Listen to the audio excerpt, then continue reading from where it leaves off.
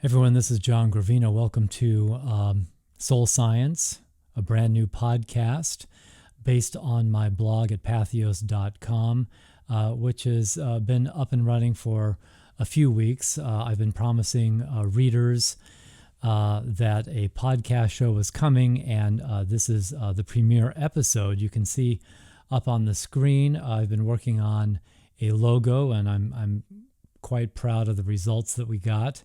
I'll be talking about it a little bit. I think in the ancient Christian tradition, icons and images are important. They teach a lot. They convey meaning, and I think you'll see that there's quite a bit of meaning in this logo as well. So I'm not saying it rises to the level of the great religious art or anything like that, but nevertheless, I think there's something to be gained from the logo. It's not just fancy artwork. Okay, let's move on here. I'm just having technical issues with my very first episode. So we're talking about a huge news story that really was underreported this past summer. The CDC reported that 2022 saw more suicides in the United States than ever before. 49,500 suicides in 1 year. That is a record. It is a very sad record. It's a very sad commentary on the state of mental health in America, but it's also a very sad commentary on the state of mental health care in America. And it should lead people to ask questions about whether we're doing everything we can in mental health care or whether we need to make some changes. And that leads to the topic for today's conversation, which is this controversial question you can see on the screen. Should doctors prescribe religion for mental health problems? It's not my question. It was actually a question raised by Dr. Tyler Vanderweel at Harvard, at the Harvard School of Public Health, when he gave a lecture this summer at the National Institute of Health. And Dr. Vanderweel was raising this question based on some research he's been doing over the past several years. His research was published, I believe, the first time in 2016, and it's based on a long-term study of nurses that was conducted by the medical profession. And you can see on the screen here some of the some basic information about the study. The study took place over 15 years and included more than 70,000 nurses. And my source actually is Christianity Today, and I have that article around here somewhere. Let me see if I can find. Here we go. Got it right here. You can see this is the Christianity Today article, and I'm going to be referring to it throughout the presentation because even though I did see the National Institute of Health lecture, I wasn't taking notes. And the nice thing about the magazine article is it's all written down. So I'm going to probably focus my discussion on the Christianity Today article. Okay, so to sum up the findings of the Nurses' Health Study, this is what Dr. Vanderweel wrote in Christianity Today. He said, religious participation strongly promotes health and wellness, and that includes mental health. So I got to get my coffee in a more strategic location. Here we go. Oh, that's much better. So let's go over some of the health benefits of religious participation according to Dr. Vanderweel's research. On the screen here, a big number here. The nurses that reported attending church services regularly showed a 50% reduced risk from deaths of despair. And Dr. Vanderweel defines deaths of despair as those deaths that come from drug abuse or alcohol abuse and suicide. And if we focus more narrowly on suicide, the nurses who were active with their churches showed an 84% reduced risk of suicide. That is an absolutely huge number, and it should lead us to take a closer look at the CDC report. More suicides last year than at any other time in American history. And if Dr. Vanderweel's research holds true, then we would expect to see low religious participation in the United States. And sure enough, that's exactly what the Gallup poll revealed in a report on church membership in 2020. Gallup reported that for the first time in American history, church membership dropped below 50% in 2020. That's the lowest percentage of church membership in American history. And so these two facts seem to support Dr. Vanderweel's findings in the Nurses' Health Study.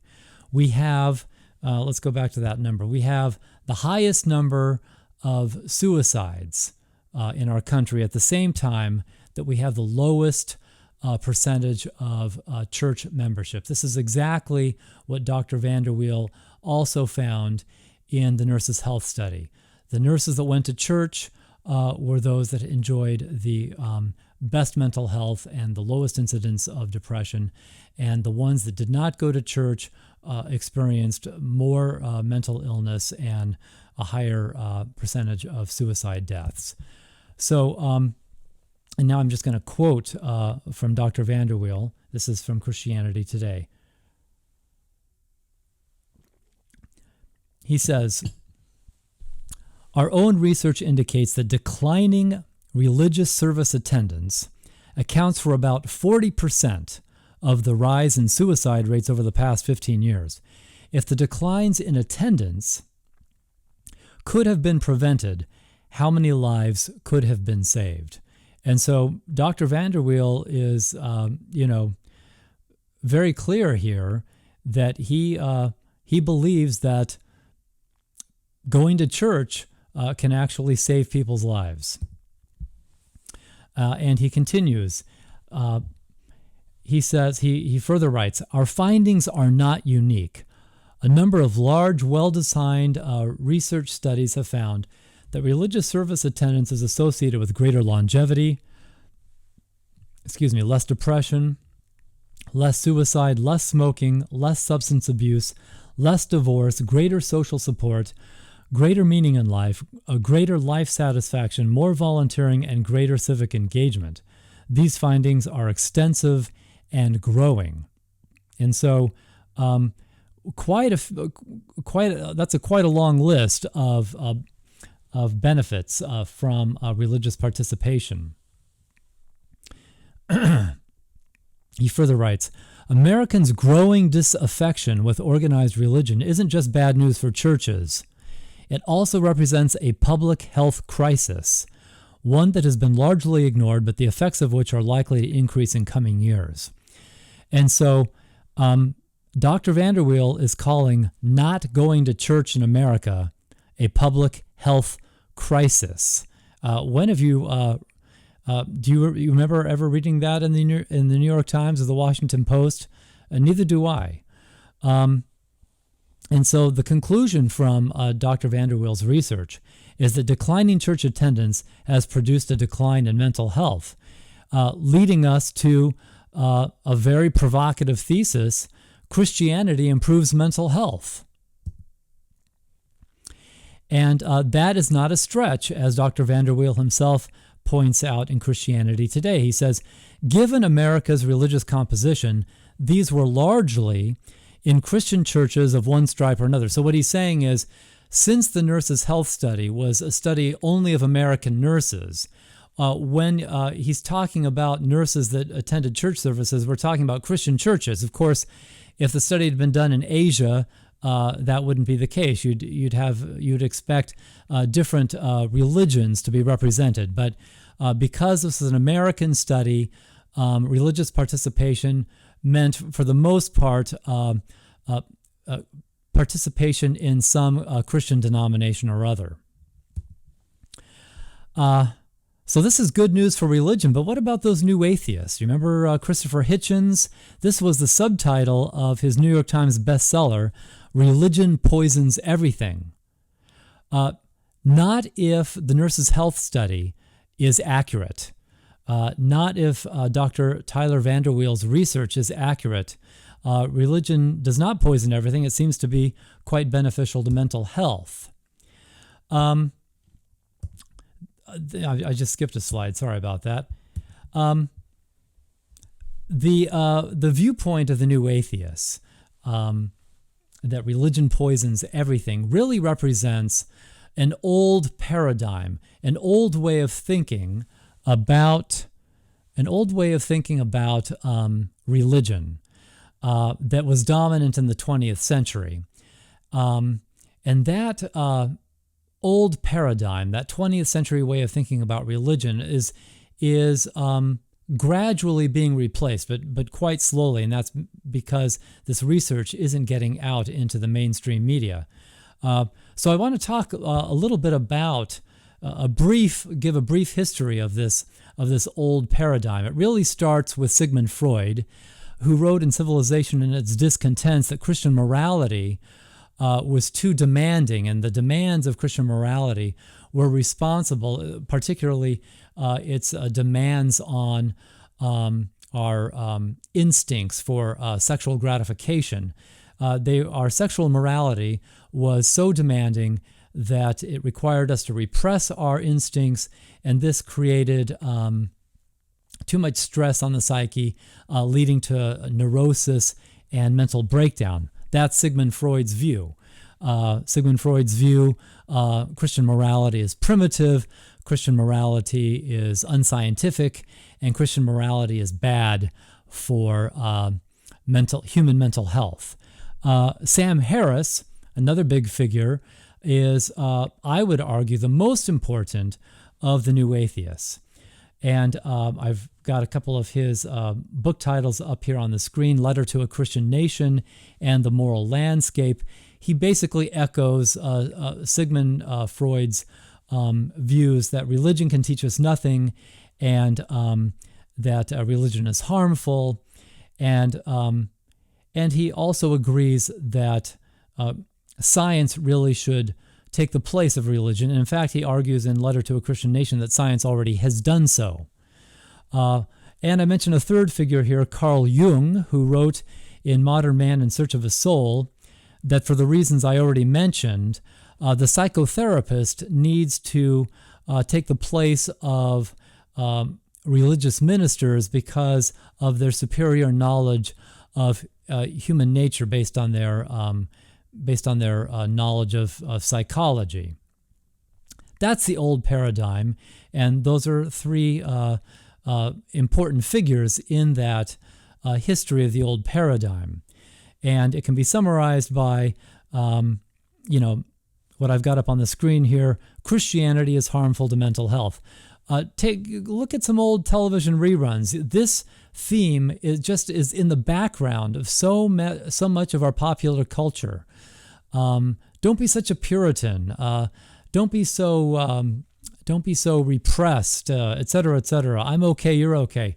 These were the views that saturated mainstream media. It's more. Christopher Hitchens really summed it up when he said, "Religion poisons everything." And so that is a brief review of the old paradigm. But as I said, there is a new paradigm emerging based on the findings of Tyler Vanderweel's Nurses' Health Study. And I want to give you a brief overview of that history as well. And so this fellow right here, Dr. Herbert Benson, is a very important figure in the history of the new paradigm, the new thinking about religion that starts to emerge, actually really breaks open in the 1970s. And it's with Dr. Herbert Benson's research. And I grabbed his a brief biography of his from the internet, so let me read this to you. Herbert Benson, MD, was a pioneer in mind-body medicine and one of the first Western physicians to bring spirituality and healing into medicine. Prior to his death in 2022, Dr. Benson served as the Director Emeritus of the Benson Henry Institute and Mind-Body Medicine Professor of Medicine at Harvard Medical School.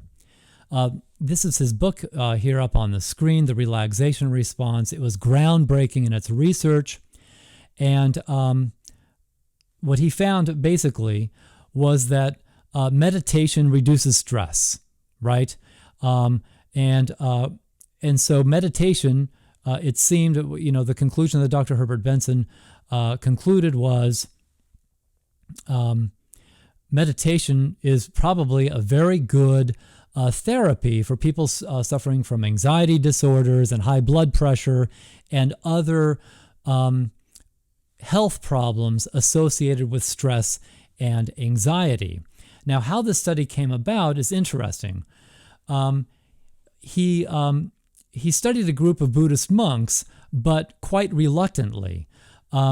They were the ones that initiated the proposal. They approached Dr. Benson and told him that they would like him to study their meditation practices, and he wasn't interested, but they were persistent, and eventually he agreed to do the research, and he was quite surprised by the results, and it led to really an explosion of new research in the field of mental health. And today, Dr. Benson's research is being done all around the world at all the major research institutions, Stanford, Harvard, Oxford, Duke. All of them have been able to replicate Dr. Benson's findings. Some of the subsequent studies included studies of Catholic nuns, and they got the same results. They found that the prayer habits of nuns also reduced stress and lowered blood pressure as well. And so over the course of 2 to 3 decades, this body of research supported the conclusion that prayer and meditation has multiple health benefits, including reduced anxiety and a lower blood pressure. And so you would expect with this research that it would impact the way therapists treat stress disorders, and that's exactly what we're seeing today. If you've heard of MBSR, that stands for mindfulness-based stress reduction, MBCT, mindfulness-based cognitive therapy. These practices all come from Dr. Benson's research, right? These are practices that that just were derived from the research that Dr. Benson conducted on the Buddhist monks' meditation. And this research is catching fire and also spreading into popular culture. Many businesses now are encouraging their employees to take mindfulness breaks. It's being done in certain school systems where the kids are instead of taking a nap or what have you, they will do exercise in mindfulness. But a thing that's important to remember is that although the mindfulness therapy is derived from Buddhist meditation practices, as I said before, researchers have also found that other prayer practices have the same mental health benefits. So what we're seeing here is that this new paradigm has actually contradicted the old paradigm, because they've actually found that religion is good for something. No, it isn't the case that religion poisons everything. In fact, it seems to be quite beneficial for mental health. And I'm calling the new paradigm here the Harvard thesis, because Dr. Herbert Benson was from Harvard Medical School, and he's the pioneer that got all of this started. But Tyler Vanderweel is at Harvard now at the School of Public Health, and he's continuing this research, which is showing that there are many benefits associated with religious practice. So, to kind of quickly summarize it, Dr. Benson and subsequent researchers have shown that prayer and meditation reduce stress and anxiety disorders. And Vanderweel's recent research is showing that attending church services reduces depression. So you've got an antidote to depression in religious practice, and you have an antidote to stress and anxiety as well. So somebody's right and somebody's wrong, but new research is suggesting that it is the old paradigm that needs a major update. Now we can ask, we can dig a little deeper, and we can ask a deeper question. It's a question actually that I asked in this book right here. This was my very first book. Get the light's reflection out of there. It's called The Immoral Landscape of the New Atheism. And in that book, I asked the question, well, how is it that religion manages to produce these mental health benefits? And why religion, of all things? I briefly go through the history of psychology and mental health care in the 20th century. And I talk about somebody, and in subsequent later podcasts, I'll get more into detail, but there's a lady by the name of Dr. Marcia Angel, who used to be the editor-in-chief of the New England Journal of Medicine. She wrote an amazing article that appeared in the New York Review of Books, in which she talks about the evolution of mental health care and how it started with Sigmund Freud and what she calls talk therapy, and how therapeutic practice started with talk therapy along the lines of Sigmund Freud. You've seen the old depictions of the patient lying back on the couch while he freely associates or shares his impressions with his therapist.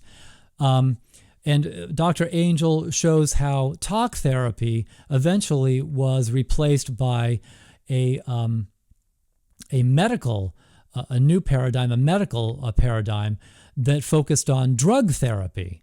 And drug therapy is still very, very big. However, research started to question the benefits of that, and I discuss that in my book. And Dr. Angel's, the point of her article in the New York Review of Books is, why did mental health care move from talk therapy to drug therapy? And the point that the argument that she makes is that happened because the talk therapy wasn't working, right? And her point was, and the article's in the New York Review of Books because she's reviewing books that were showing how research was showing that the drug therapy was also failing. Okay, so you've got mental health care moving from talk therapy along a Sigmund Freud model to the current drug therapy that is also now being criticized, and research is showing that it's failing. And now we have this new paradigm of what might be called religion therapy.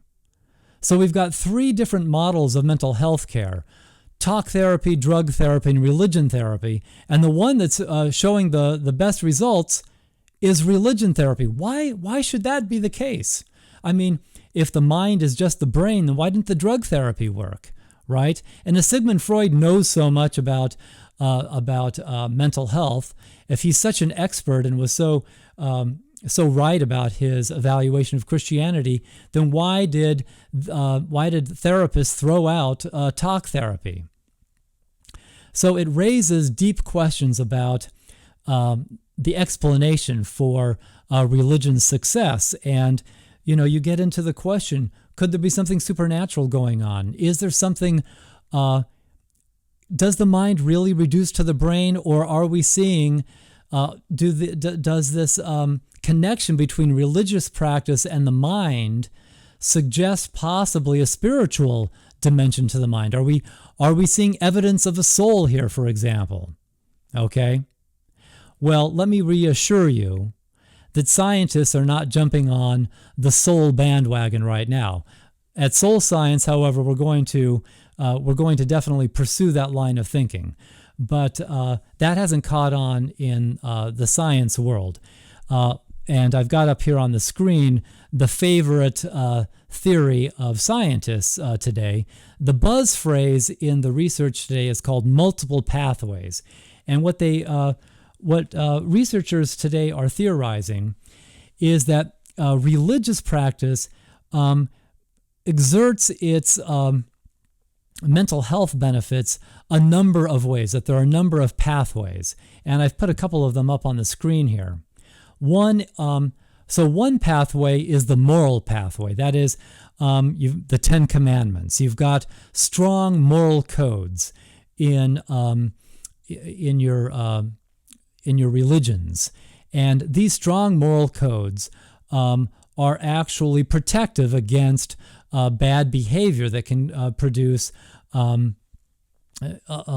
unhealthy results. For example, the Mormons are famous for not being allowed to drink alcohol. Obviously, that's going to protect them against alcoholism and the diseases associated with alcoholism.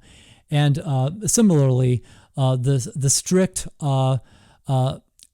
code of sexual morality in Christianity is going to protect those religious observers from sexually transmitted diseases, and so forth and so on.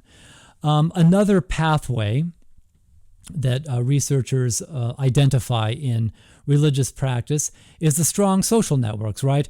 If you have to go to church every Sunday, that lends itself to the development of strong social networks. And kids go to, they get religious instruction, so they go once a week to their religion classes, they study the Bible, they get religious lessons, and they do charity together. Lots of activities take place around a church, and this gives people a feeling of belonging to something, which helps to protect people against feelings of isolation or loneliness and despair. But it can also create positive peer pressure. If none of your friends are drinking alcohol, that can encourage you not to drink alcohol as well. So, this is an example of a couple of pathways that researchers believe might account for the health benefits of religious practice, and it makes sense. It's a very strong theory that needs to be taken seriously. At Soul Science, I want to suggest, however, of course, that maybe there's more to it than that. Maybe we're actually also seeing evidence of something spiritual going on, and that's what this screen is all about. Could there be another explanation, right? Maybe the mind isn't reducible to the brain. Maybe we need to go beyond natural explanations to something supernatural. And so that brings us to the Holy Bible. And one of my very favorite passages is from St. Paul's letter to the Galatians, and I put an excerpt from Galatians chapter 5 here, verses 22 to 23. And my homework assignment to you is to go home and read it and maybe write it down, because this passage right here, and there are a bunch of them, we'll go over different passages in the Bible that offer us a different account of the human mind. And you'll see here that what we have here in verses 22 to 23 is an enumeration of mental health qualities. And St. Paul calls them fruits of the Spirit. And so he's identifying mental health as essentially spiritual qualities. So let me read the passage to you. It's up here on the screen. But the fruit of the Spirit is love, joy, peace, patience, kindness, goodness, faithfulness, gentleness, and self-control. Against such things there is no law. And let's focus for a second on joy and peace, which is peace of mind. Joy, obviously, would be a wonderful antidote to depression, and peace, as in peace of mind, is certainly just the medicine a person needs to combat stress and anxiety. These are two of the major categories of mental illness.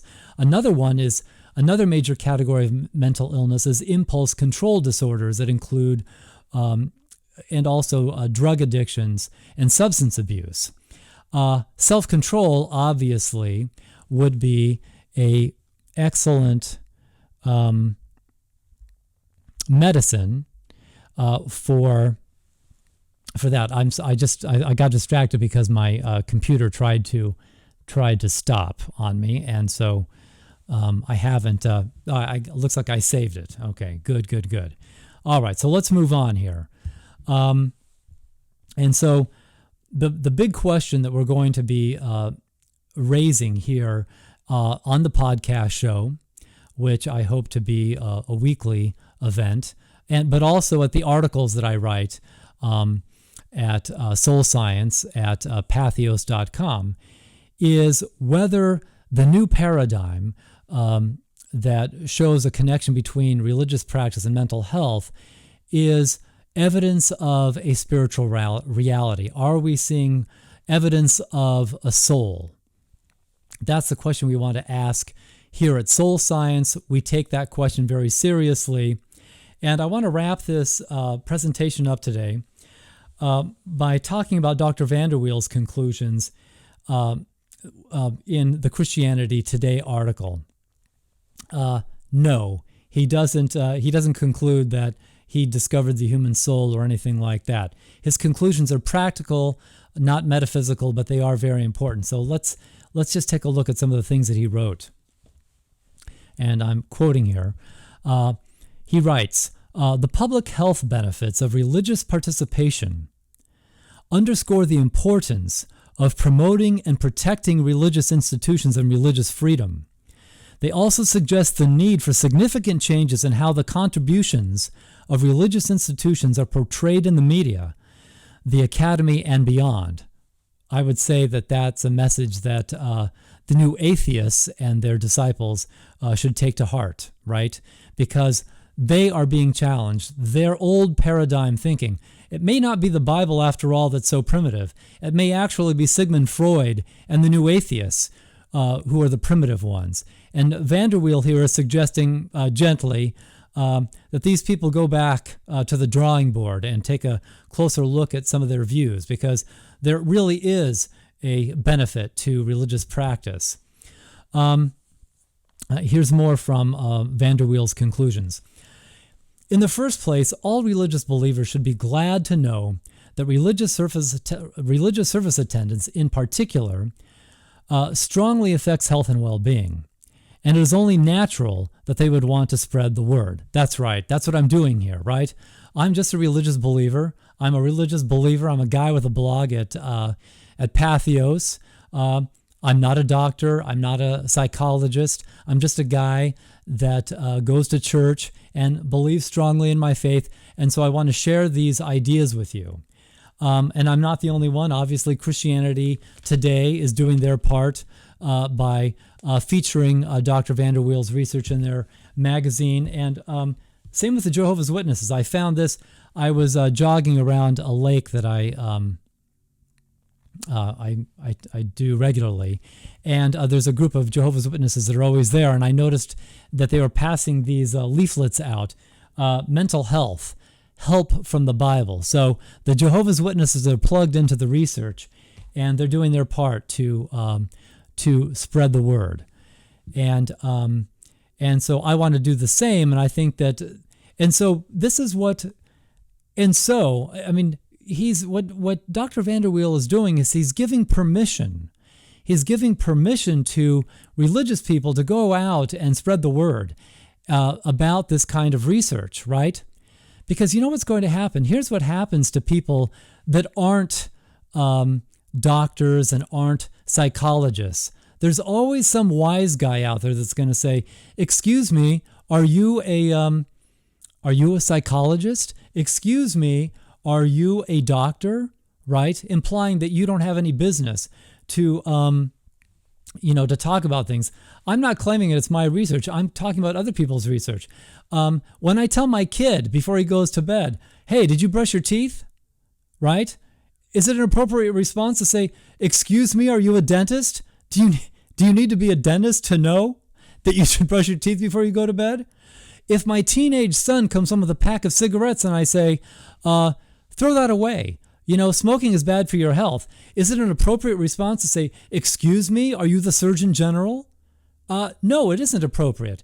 Anybody can understand what the research shows about smoking, and anybody knows that you ought to brush your teeth before you go to bed. You don't need to be a dentist to know that you need to brush your teeth, and you don't need to be the Surgeon General to know that smoking is bad for you. The same is true with this religious research. This is a huge problem. It's an obstacle we have to overcome in our culture, this obsession with experts, right? In fact, recently there was somebody interviewed to be a Supreme Court justice. They're now on the Supreme Court.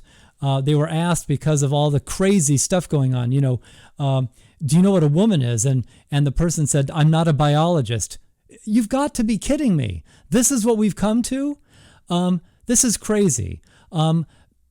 Doctors and psychologists write in popular journals and so forth to communicate to popular audiences. And so it's appropriate for popular audiences to get the message and to share that message with other people. And that's what we're doing here at Soul Science.